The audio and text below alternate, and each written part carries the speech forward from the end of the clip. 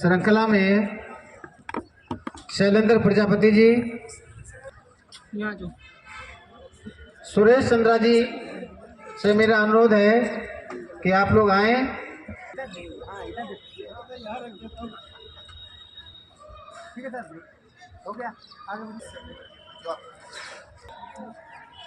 साथियों, परम पूज्य को सर्वोत्तम भेंट, ऐसे उसमें मैं अपने सभी, कोई बात नहीं, मॉडर्न अंबेडकर का जो चित्र है वो तो मेरी समझ आ रहा है। मॉडर्न अंबेडकर कौन? मानवर कांशीराम साहब, क्योंकि वो बाबा साहेब से भी एक बालिश आगे निकले, क्योंकि बाबा साहेब तो लिख करके चले गए। जो हमारी मजबूरी, प्राकृतिक व्यवस्था उनको ले गई, लेकिन मानवर कांशीराम साहब ने वो काम कर दिखाया जो बाबा साहेब चाहते थे। बहुत सारे लोग क्या चाहते थे? शासन सत्ता चाहते थे। अभी तो हमारी समझ में खाक नहीं आया है। अरे बाबा साहेब के इतने बड़े बड़े वॉल्यूम पढ़ने की आज जरूरत नहीं है। उनकी लिखी हुई किताब भी पढ़ने की जरूरत नहीं है। उन पर जो किताबें लिखी हैं उन्हें भी पढ़ने की जरूरत नहीं है। अगर 2 लाइन की उनकी पूरी जिंदगी का सार आ जाता है, जो यहाँ पर बहुत सारे वक्ताओं ने जिक्र भी किया, और भंते जी ने तो बड़े खुले खुले बात कर दी कि राजनीतिक सत्ता वो मास्टर चाबी है जिससे हर प्रकार निदान हासिल किया जा सकता है। तो कैसी व्हाट्सएप? अरे व्हाट्सएप पे जाओ, मैं तो टीवी पैनलिस्ट हूँ, मुझे तो इतनी देर में टीवी वालों से भी छीन लेता हूँ और टाइम ले लेता हूँ। लेकिन यहाँ थोड़ा दिक्कत हुआ तो मानवर कांशीराम साहब को जब हम याद कर रहे हो तो उनकी कई हुई बातों को भी हमें याद करना होगा। क्या करना होगा? बाबा साहब ने शादी नहीं कराई। क्यों नहीं कराई? किसी ने मना किया था? माँ बाप ने तो चिट्ठी भी लिखी थी, लेकिन साहब ने जब एनिलेशन ऑफ कास्ट, जब वो किताब पढ़ ली तो फिर वो समझ गए कि समाज के कल्याण करने में यदि कोई बहुत बड़ी बाधा है तो वो परिवार है। बहुत बड़ी बाधा यदि कोई है तो परिवार है। या तो हम परिवार को ऐसा बना लें, हम लोग हैं जिन मैडम की बदौलत, जिस घरवाली की बदौलत आज इस मंच पर बात कर रहा हूँ, तो मेरे से ज्यादा धन्य तो वो है। नहीं तो वो कह रहे जा कहाँ रहे हो, आज तो इतवार है, मेरे पास रहो। लेकिन ना ना ना, कांशीराम साहब का सानिध्य तो मिला है। और उन्होंने यहाँ तक भी कहा, क्या आज बैकवर्ड की बात यहाँ साथी लोग कर रहे थे, अरे देखो ना, ये आज की बात थोड़ी ना है। जब कर्पूरी ठाकुर साहब जब बिहार के चीफ मिनिस्टर बने, सोचो क्या नारे लगाए थे ब्राह्मणिकल सिस्टम के लोगों ने कि कर्पूरी नहीं, कर्पूरा है, हाथ में कैंची उस तरह है। ये मनोबल तोड़ा गया। और जब रामनरेश यादव यूपी के चीफ मिनिस्टर बने तो उनको भी यही नारे लगाए कि रामनरेश जी वापस जाओ, डंडा लेके भैंस चराओ। यहाँ गौतम साहब बैठे हैं, मानवर कांशीराम साहब की लिखित रूप में विचारधारा अगर पेश की तो SS गौतम बैठी है यहाँ पर, और यहाँ दूसरे भी हैं। मैडम आए थे, उन्होंने बहुत बाद में चल करके, चाहे आर्थिक क्षेत्र के मामले में चाहे कुछ भी करके, उन्होंने भी कुछ न कुछ प्रचार प्रसार का काम किया। और साहब की कई हुई बातों पे चलो तो सही भाई लोगों, ऐसे नहीं। जब उन्होंने करके दिखा दिया तो मंच पे भाषण कम, काम ज्यादा। अरे जब आप PM बनाना चाहते हो अपना, तो PM शब्द को उल्टा कर दो, MP से बनता है। और MP बनाने के लिए क्या होगा? आपको वोटर की जरूरत होगी, और वोट बनाओगे तब जा करके कहीं MP बना पाओगे, PM बना पाओगे।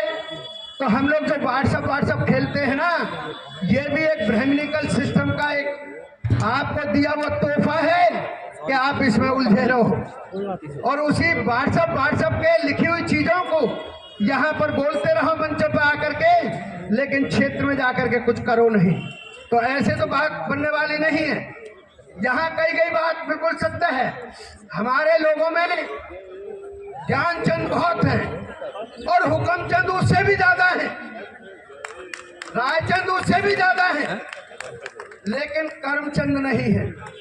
एक करमचंद बना था इस देश में, वो तुम्हारी किस्मत को कैसा बिगाड़ गया ये तुम जानो। लेकिन साहब के जब बात पर चले हम लोग तो ये सबको देखना पड़ेगा कि साहब ने क्या क्या किया। अरे पंजाब भवन पर जब तो हम सत्ता में नहीं थे, पंजाब भवन पर जब धरना चल रहा था तो एक एसीपी रोक नहीं पाए 100 फुट वाले को, उसके कान पर चढ़ दिया। तुझे दिखाई नहीं दे रहा? अगर एक्सीडेंट हो जाए कौन जिम्मेदार होगा? और उसी तरीके से आपको याद दिला देना चाहता हूँ, जब टीवी पर मेरे से बातचीत होती है, एक आशुतोष रहा है, आशुतोष पत्रकार रहा है, आज वो भी अपने को धन्य मानता है। हिंदूवाद के मुताबिक वो अपने को सौभाग्यशाली कहता है। वो कहता है कि मैं धन्य हूं कि मुझे मान्यवर कांशीराम जैसे शख्सियत का थप्पड़ पड़ा और तुम लोग एक बात नहीं बर्दाश्त कर पाते।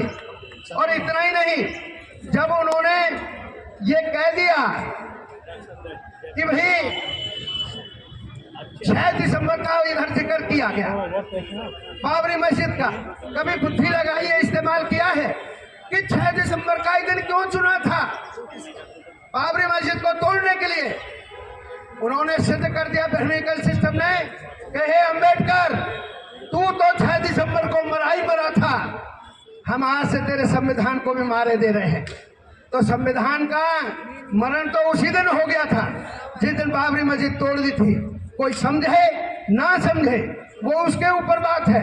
और आज यदि हम देखें इस देश में, मानवर जी रिजर्वेशन का आदमी हो, 2 मिनट का ज्यादा टाइम चाहिए क्या? आज इस देश में अपनी आंखें खोल करके देखिएगा, कानों को भी खोल करके सुनिएगा। आज इस देश में जो लोग फन्ने खा बनते थे, जाट बिरादरी के लोग अपने से ज्यादा किसी को समझने नहीं थे, आज उन जाटों की राजनीति इस देश में धूल में लड़ा दी गई है। चाहे देवीलाल हो, देवीलाल से चल करके अजीत से होते हुए जयंत पर आ जाए, और यहाँ अगर यादव पंछी कोई बैठा है तो अहीरों की भी राजनीति बख्शी नहीं है। अहीरों की राजनीति भी धूल में लड़ा दी है। चाहे लालू जी हो, चाहे मुलायम जी हो, आज उनके बेटे क्यों न हो। और फन्ने का कैसे बनते हैं कि ये बसपा वाले निकम्मे, कि हम निकम्मे। अरे भाई, मेरे से जब टीवी पे पूछा कि आज आपका गठबंधन हो गया, जब पहले वाले जब 10 हमारे सांसद आए और उनके 5 रह गए, कि कैसे बात बनेगी? भाई बहन जी का तो मर्डर हो जाता। हाँ, मर्डर हो सकता था। हम उन लोगों का धन्यवाद ना करते जिन्होंने उस दौरान प्रक्रिया अपना करके माने बहन जी को बचाया। लेकिन यदि बाप कोई अपराध करता है तो यहाँ एडवोकेट बैठे होंगे, मैं भी एडवोकेट हूं, कि अगर बाप कोई अपराध करता है तो उसकी सजा बेटे को तो नहीं दी जाती है। और फिर प्राकृतिक व्यवस्था का लक्षण है कि आदमी के हालात और ख्यालात बदलते रहते हैं। इसलिए मेरे विद्वान साथियों, अरे बाबा साहब से ज्यादा बड़ा ज्योतिषी कौन है? वैसे तो भंते जी जिक्र कर गए हैं, कौन है? जब मार्च 1956 में उनसे जब मुस्कुराहट आ गई होगी, वैसे बाबा साहब के चेहरे पर कभी मुस्कुराहट आई नहीं, लेकिन हो सकता है उस दौरान आई हो। उनसे पूछा हो कि भाई अम्बेडकर आज बहुत खुश हो? उन्होंने कहा हाँ, मैं प्रसन्न हूँ, क्योंकि मैंने अपने संविधान में ऐसा लिख दिया है कि आज से ठीक 40 साल बाद मेरा वंशज इस देश में शासक होगा। ये मार्च 1956 की बात है। तो जब बाबा साहब ने ये बात कही और 1995 में माननीय बहन जी यूपी की चीफ मिनिस्टर बन गई, देश के सबसे बड़े प्रदेश उत्तर प्रदेश पर मुख्यमंत्री बन गई, तो 1956 से लेकर के 1995 तक की साल गिन लो, ठीक 40 साल बनती है। इसलिए मेरे विद्वान साथियों, आप लोगों को ये सारी चीजें जाननी होंगी। और यहाँ हम लोग अपने अपने निजी बात कर रहे हैं, कांशीराम साहब के समर्थक हैं, तो उस बात को क्यों नहीं मानते कि जिस समाज की जितनी तैयारी उतनी उसकी शासन प्रशासन में हिस्सेदारी। तो जब शासन प्रशासन में हिस्सेदारी चाहते हैं, हमने देख रखा है मेरी जून 85 में मुलाकात हुई, उसके बाद आज तक खूब मिले हैं, खूब देखे हैं। अकेले आएंगे, मंच पे आएंगे, स्पीच देंगे, लेकिन और दूसरा साथी नहीं जोड़ेंगे, तो फिर कैसे फलीभूत हो जाएगी मानवर कांशीराम साहब की बात। और इतना ही नहीं साथियों, हम लोग साइमन कमीशन से पढ़े, साइमन कमीशन को पढ़े। अकेला कमीशन ऐसा रहा है इस इंडिया में जिसमें इंडियन आदमी को किसी को मेंबर नहीं रखा गया था, सबके सब ब्रिटिशन थे। वो क्यों? क्योंकि यहाँ के जो लोग थे, जो अग्रणीय भूमिका निभा रहे थे, अगर मैं कह दूं इजाजत हो तो मैं बोल देता हूँ। सब लोग बोलते हैं राष्ट्रपिता महात्मा गांधी, अरे ललुआओ, कांशीराम साहब का डायलॉग मेरा नहीं है, जो सबसे ज्यादा प्रिय होता है उसको ही ललुआ बोलते हैं। ललुआओ, देश की आजादी की लड़ाई कब शुरू हुई? मई 1857 में, मई 1857 में। और गांधी जी कब पैदा हुए? 2 अक्टूबर 1869 में, मतलब ठीक 12.5 साल बाद। अगर 9 महीने का अंतर होता तो मैं ये भी मान लेता कि हो सकता है ये भी कोई पीरमनु हो जो माँ की कोख में सीख ली हो। तो 12.5 साल का ये अंतर हो गया। और जिस दौरान गांधी जी पैदा हुए, चाहे कितने उच्च घराने में पैदा हुए हो, 6-7 साल के बच्चे को सूसू करने का भी सलीका नहीं होता था।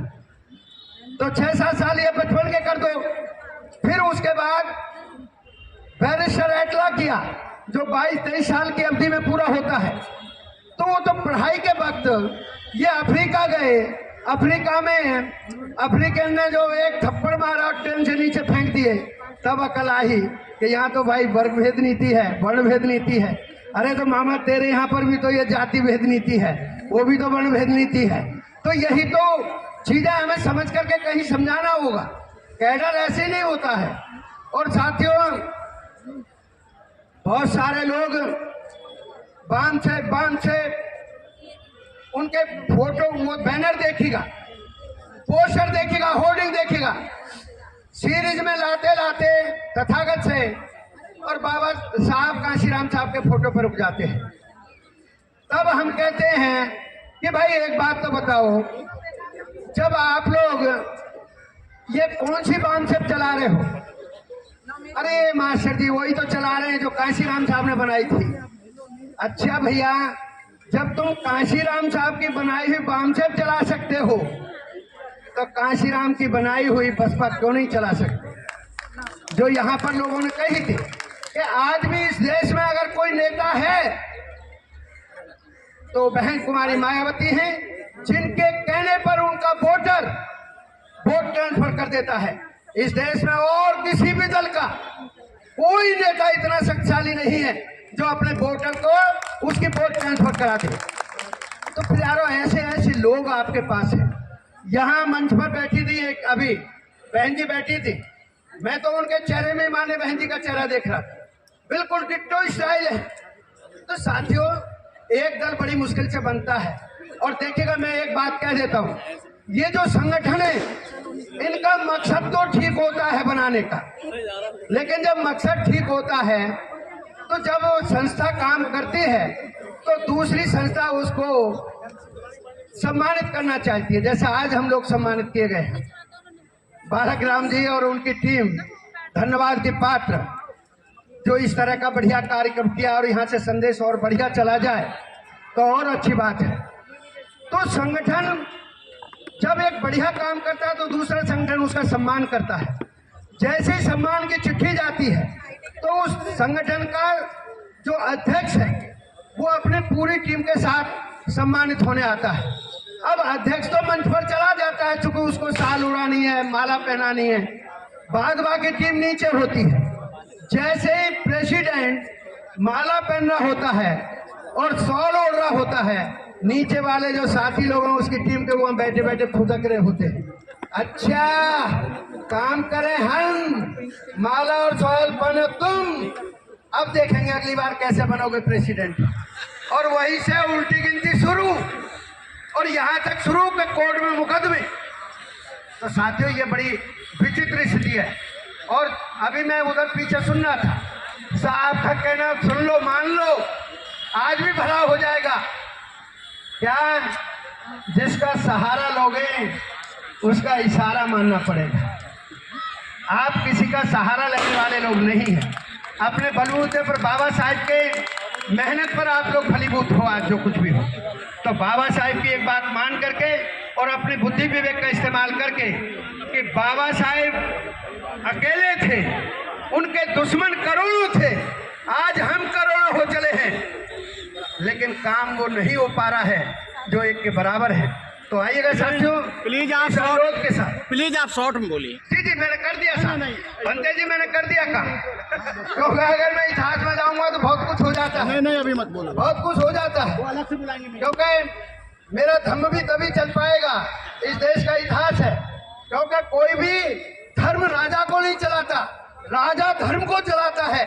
1996-98 से कुछ दूसरे धर्म के लोग शासन सत्ता में आए हैं, तो आज उनका धर्म चरम सीमा पर है और सिर पर चढ़ करके बोल रहा है।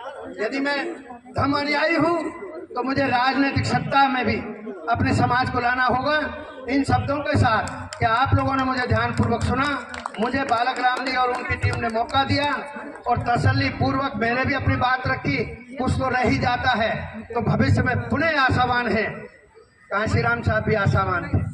जहाँ से बात शुरू करी वहीं पर मैं व्हाट्सएप का रोक छोड़ करके असलियत पे आइएगा, वोट बनाइएगा, वोट डलवाइएगा। नहीं तो चुनाव में तो वोट की भी चोरी हो जाती है। ताई को पूरी 5 साल पकाया कि वोट हाथी पे पड़ेगी, और जैसे वो जा रही थी बूथ पर, एक बोला नौकरी ताई कहाँ जा है, लोग वोट डालने लोग। अच्छा ताई किसको डालेगी बताइए जरा। अरे लोग भैया वोट की बताया करे थोड़ी है। अरे नहीं बता से, मैं भी तो तेरा ही हूँ। नो भैया वो रात आए थे हाथी वाले, तो उनकी वोट डालो। ताई हाथी वाला कोई जीतेगा, चल हाथ बटा। अरे 5 साल मैंने वोट बनाई, पकाई, समझाई और पहुंचाने का प्रयास किया, मेरी वोट की रास्ते में चोरी हो गई। इस चोरी को भी रोको अगर इज्जत आबरू चाहते हो तो। बहुत बहुत धन्यवाद। जय भीम, जय भारत, नमो बुद्धाय।